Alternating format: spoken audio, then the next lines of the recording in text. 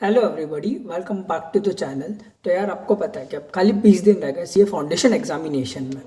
तो यार देखो, मैं आप लोगों को है ना पर सब्जेक्ट 5 डे चैलेंज देना चाह रहा हूँ। जैसे कि कल से आप लोगों का स्टार्ट होगा लॉजिकल रीजनिंग। कल आपको पूरा दिन बैठकर एलआर के 4 चैप्टर आपको 4 के 4 पूरा कर देना है।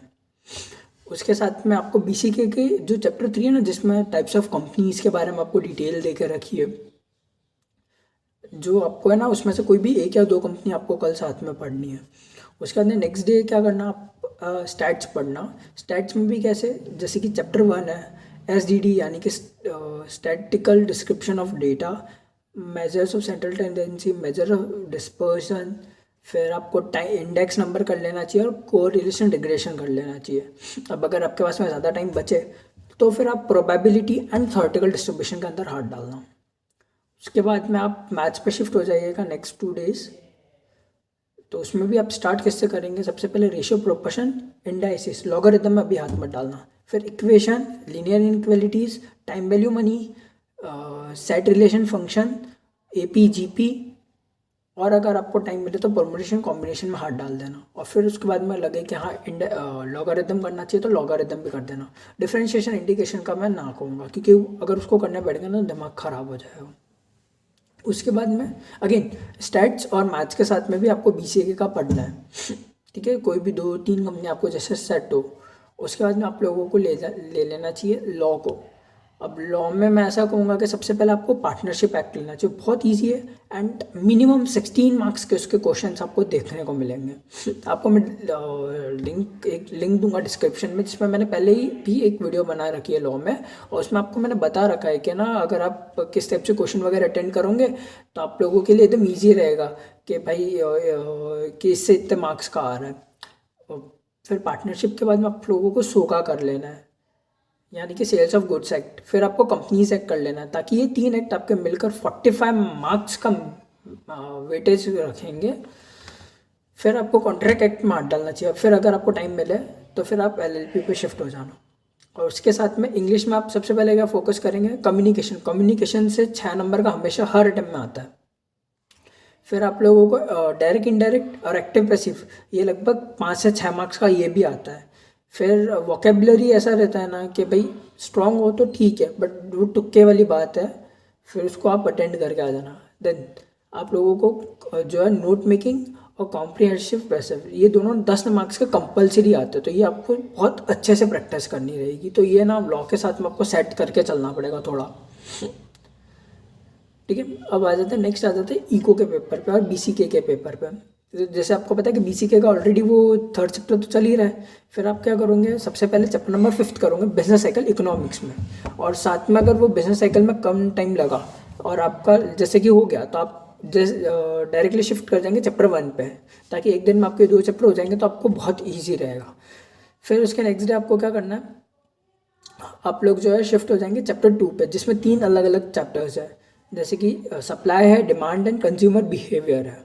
तो उसको पूरा एक दिन देंगे और उसके साथ में बीसीके का चैप्टर 1 पढ़ेंगे। और चैप्टर 3 तो आपका जैसे कोई 1-2 कंपनी चल रही है उसको चलने देना।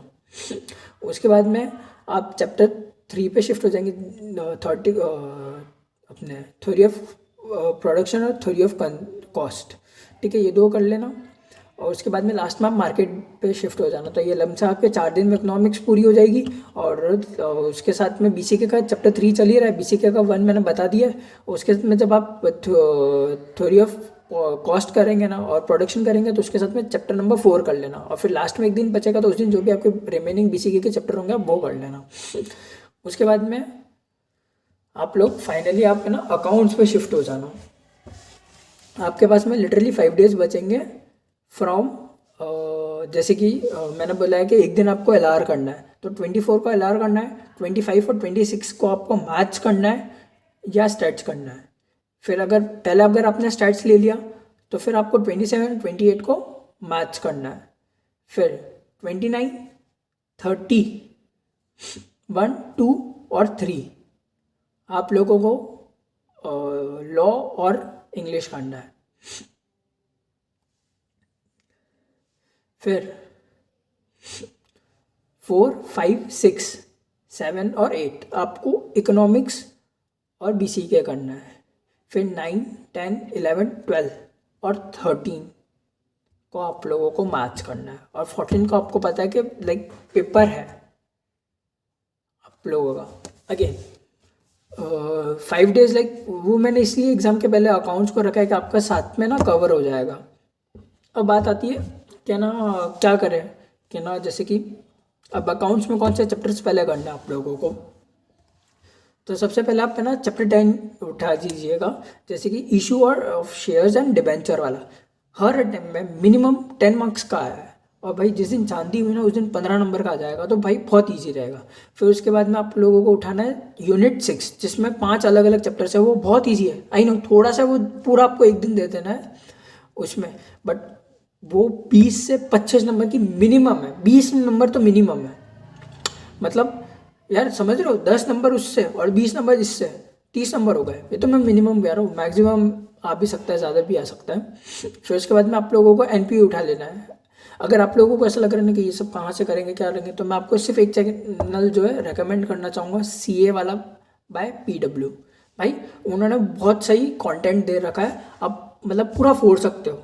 बस ये क्या ना, अगर आपको ये लग रहा है कि यार मैं ना फ़ोन लेकर बैठ रहा हूँ ये वगैरह हो रहा है, तो उसके लिए भी है ना, अगर आप मुझे बताना तो मैं आपको बहुत सही ट्रिक्स आप लोगों को मैं बता दूंगा कि कैसे आप फ़ोन इग्नोर कर सकते हो लास्ट 20 डेज़ में। अगेन आगे आ जाते हैं।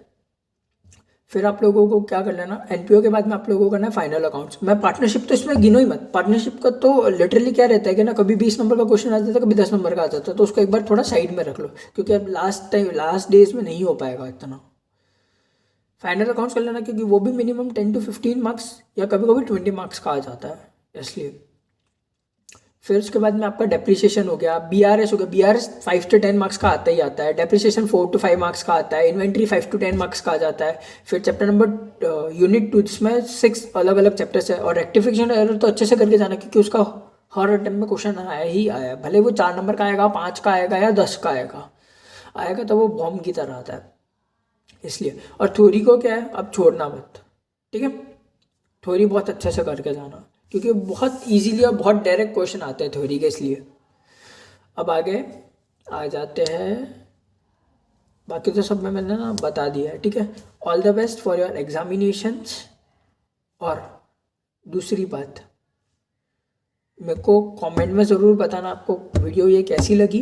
और अगर आपको लाइक अगर कोई डाउट आ रहा हो, या अगर आपको लाइक ये हो कि आप को मेरे से कम्युनिकेट करना हो, तो मेरी इंस्टाग्राम की आईडी आप लोगों को यहाँ दिख रही होगी, और टेलीग्राम ग्रुप की लिंक या तो यहाँ पे दिख रही होगी, नहीं तो आपको डिस्क्रिप्शन में डाल दूंगा, और टेलीग्राम चैनल की लिंक, मैं दोनों की लिंक डाल दूंगा, ठीक है।